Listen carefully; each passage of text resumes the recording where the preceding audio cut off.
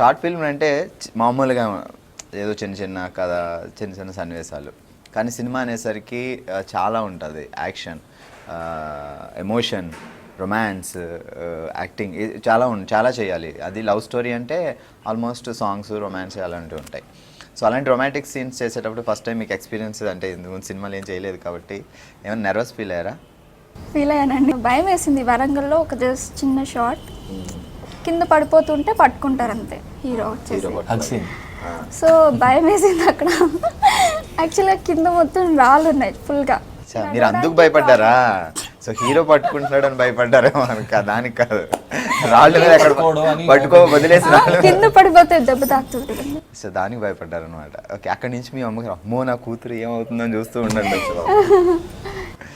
ఇంకా టఫ్గా అనిపించింది లైక్ అంటే ఎమోషన్ సీన్స్ ఉండొచ్చు, క్లైమాక్స్ సీన్స్ ఉండొచ్చు లవ్ స్టోరీలో, అండ్ అది మీరు హీరోయిన్గా చేసే ఒక అమ్మాయి లవ్ స్టోరీ. అండ్ ఏదైనా గుర్తుందా ఒక డైలాగ్?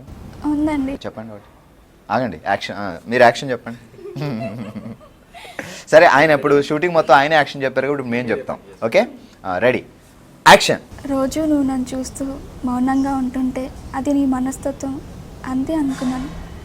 కానీ నన్ను లవ్ చేయడం వల్ల నువ్వు అలా ఉంటున్నావని తెలుసుకోలేకపోయాను. లైఫ్ అంటే ఏదన్నా గోల్ సాధించడమే అనుకున్నాను. ప్రేమను సాధించడం కూడా ఒక గర్ల్ అని నాకు ఇప్పుడే అర్థమైంది.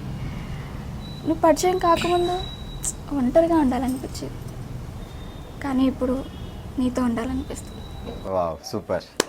సో తెలుగు అమ్మాయిలతో ఉన్న హ్యాపీ ఇదే. హ్యాపీగా డైలాగ్ చెప్పేస్తారు, డైలాగ్ చదువుతారు. చాలా బ్యూటిఫుల్గా వచ్చింది. హైలైట్ ఇది మూవీకి, బాగుంటుంది.